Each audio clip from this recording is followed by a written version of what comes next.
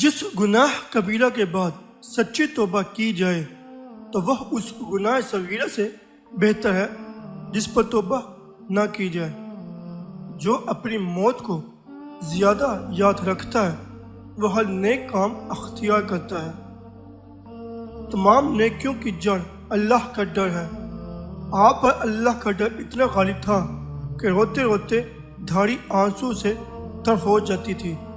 ایک دفعہ لوہار کی بھٹی دیکھ کر دوزخ یاد آ گئی تو بے ہوش ہو کر گر پڑے۔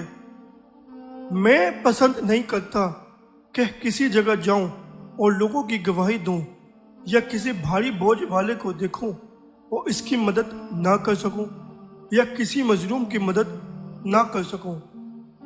فضول باتوں کے بدلے سبحان اللہ والحمد للہ لا الہ الا اللہ واللہ اکبر پڑھا کرو۔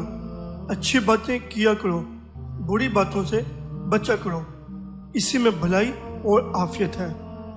علم سیکھو، اس لیے اگرچہ اس وقت تم قوم کے جھوٹوں میں ہو مگر ان قریب دوسری قوموں کے سردار بنو گے۔ خبردار، جہالت بہت ہی بری چیز اور عیب ہے، خصوصاً قوم کے سرداروں کے لیے۔